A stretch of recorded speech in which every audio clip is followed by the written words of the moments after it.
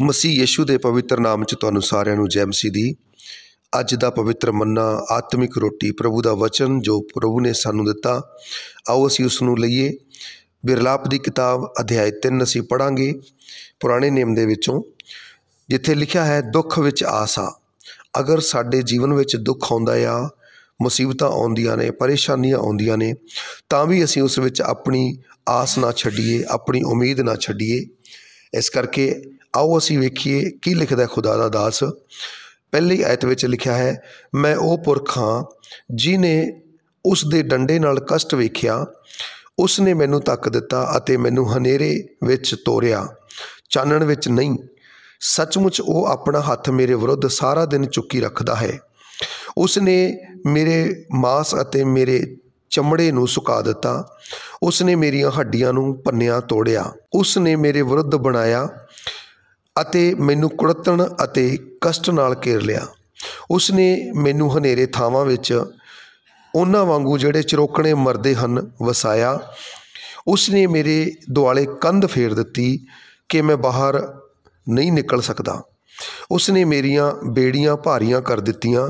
ਹਾਂ, ਜਦ ਮੈਂ ਦੁਹਾਈ ਦਿੰਦਾ ਹਾਂ ਅਤੇ ਚਿਲਾਉਂਦਾ ਹਾਂ, ਉਹ ਮੇਰੀ ਪ੍ਰਾਰਥਨਾ ਰੋਕ ਦਿੰਦਾ ਹੈ।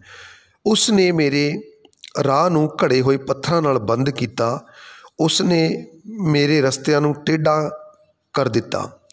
ਮੇਰੇ ਪਿਆਰੇ ਅਜ਼ੀਜ਼ੋ, ਇਸ ਵਚਨ ਨੂੰ ਅਸੀਂ ਧਿਆਨ ਦੇ ਨਾਲ ਪੜ੍ਹਿਆ, ਵੇਖਿਆ, ਔਰ ਇਹਦੇ ਉੱਤੇ ਅਸੀਂ ਮਨਨ ਕਰੀਏ, ਗੌਰ ਕਰੀਏ ਕਿ ਇੱਕ ਇਨਸਾਨ ਇੰਨਾ ਦੁਖੀ ਹੋਇਆ, ਇੰਨਾ ਪਰੇਸ਼ਾਨ ਹੈ।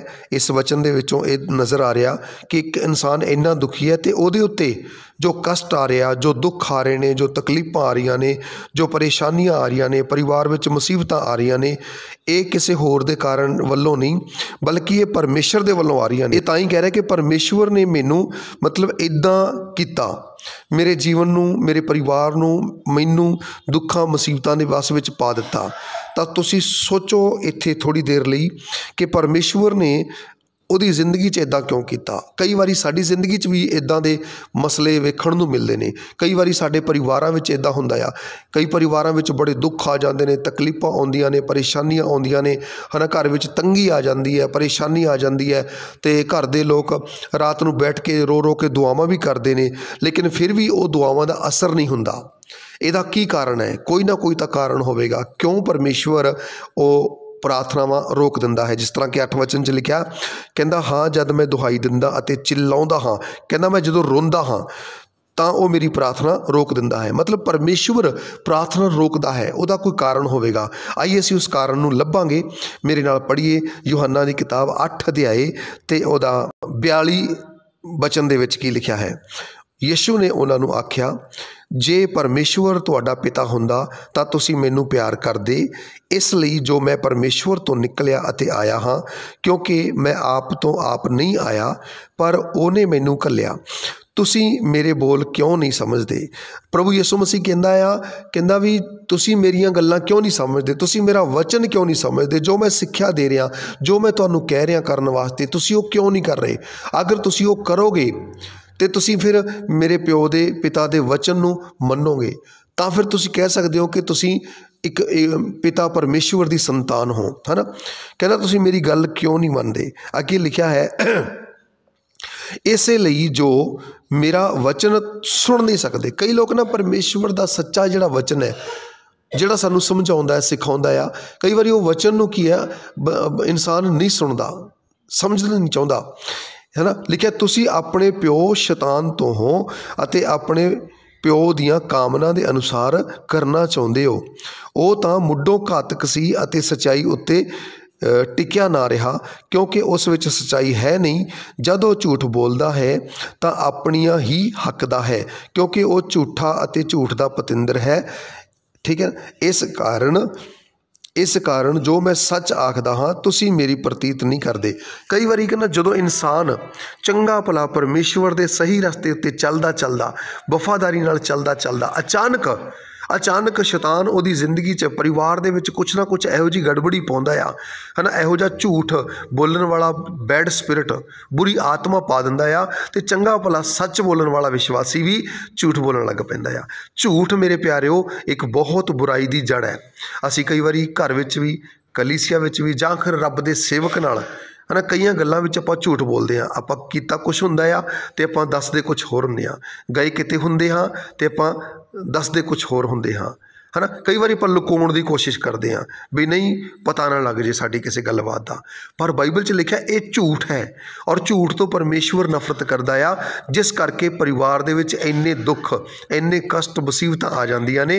ते दूसरी गल जदों असीं रातां नूं बैठ के भावें दुआवां भी करदे हां, प्रार्थनावां भी करदे हां, फिर भी परमेश्वर साडी प्रार्थना नहीं सुणदा। इहदा मतलब वचन च लिखिआ विरलाप 3 अध्याय ते उहदी 8 आयत विच लिखिआ वो साडी प्रार्थना रोक दिंदा है। वचन विच सच क्या परमेश्वर ने, वो सच्चा खुदा है, वो झूठ तो नफरत करता है लेकिन मनुख नूं प्यार करता है। पर मनुख जदों अपने अंदर झूठ वाला आत्मा ले लैंदा आ जां किसी ना किसी कारण किसी दे कहण ते बंदा है ना झूठ बोलदा आ, कुछ गल्लां नूं लुकाउण दी कोशिश करदा आ, तां फिर परमेश्वर उस तो नफरत करदा आ। परमेश्वर उन्हां दी प्रार्थना नूं रोक दिंदा है। यशायाह दी किताब 1 अध्याय 15 आयत विच यही लिखिआ है, तुसीं पढ़ सकदे हो। इत्थे लिखिआ है, जद तुसीं अपने हत्थ अड्डोगे तां मैं तुहाथों अपनी अख मीच लवांगा, नाले भावें तुसीं किन्नी भी प्रार्थना करो। की कहंदा आ, कहंदा जदों तक तुहाडे अंदर वो झूठ वाली बैड स्पिरिट रहेगी उदों तक तुसीं जिन्नी मर्जी प्रार्थना करो, रो रो के चीखो चिल्लाओ, जिन्ना मर्जी दुआ करो तो मैं नहीं सुनांगा। पर जदों तुहाडे अंदरों लिखिआ ना इत्थे वचन दे विच 16 वचन च लिखिआ है, यशायाह 1:16, नहाओ अपने आप नूं पाक करो, अपने बुरे कम्मां नूं मेरियां अखां तो दूर करो अते बुराई नूं छड्डो, है ना। सब तो पहला की करना पवेगा, सानू उन्हां चीज़ां नूं अपने जीवन चों बाहर कढ़ना पवेगा जिहड़ियां सानू झूठ बुलाउंदियां ने। सानू उन्हां गल्लां नूं छड्डना पवेगा, है ना।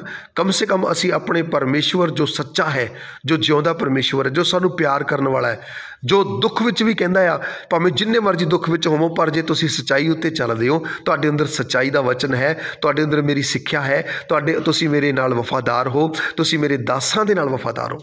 अजकल की हुंदा आ ना, कई लोग सोचते हैं भी इत्थों नहीं बरकत मिली आपां उत्थे चले जाने, पर जदों तक साडे अंदर झूठ बनिया होया उद तक भावें आपां किते भी चले जाइए साडी प्रार्थना नहीं सुनी जाएगी, सानू बरकत नहीं मिलेगी, साडे घर दे हालात नहीं बदलणगे।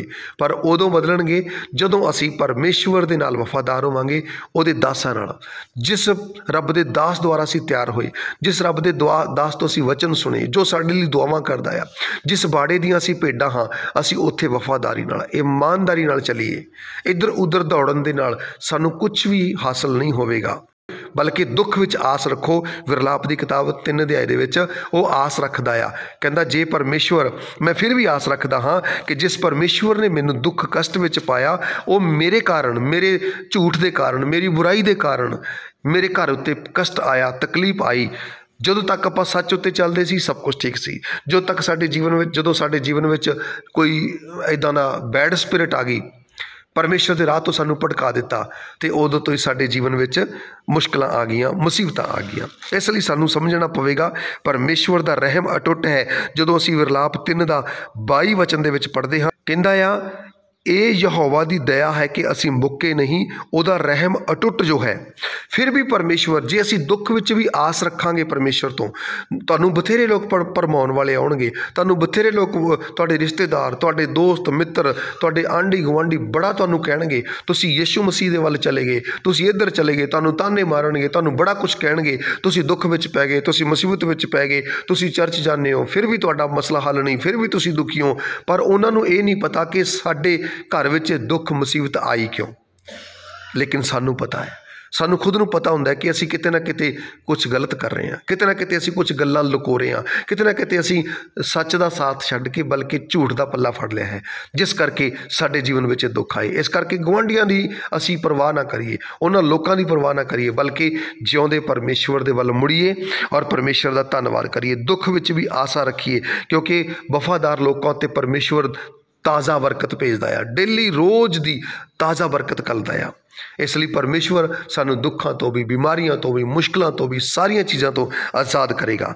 पर सानू फिर तो एक बारी सच्चाई का पल्ला फड़ना पवेगा, परमेश्वर दे नाल वफादार होकर चलना पवेगा। कलाम च लिखा है, कि असीं आस रखीए। बिरलाप 3:26 वचन विच मैं कह के समाप्ति करांगा, लिखिया उत्थे, भला है कि मनुख चुपचाप यहोवा दे बचाओ दे लई आस रखे। आस रखो कि परमेश्वर ने जे सानू दुख विच पाया है तां ओह सानू दुख विचों कढेगा भी, सानू मुश्किलों विचों कढेगा भी, बीमारियां विचों कढेगा भी अते सब कुछ ठीक कर देवेगा। ये असीं दुख विच भी रह के आस ना छड्डीए ते खुदा सानू ब्लैस करेगा। अज दे वचन द्वारा परमेश्वर तुहानू ब्लैस करे, तुहाडे मनां नू तकड़ा करे, तुहाडे मनां नू तसल्ली देवे ते परमेश्वर दे राह विच तुसीं चलो अते सच्चाई दे उत्ते चलो। परमेश्वर तुहानू इन्नी हिम्मत देवे। सब नू जय मसीह दी। God bless you.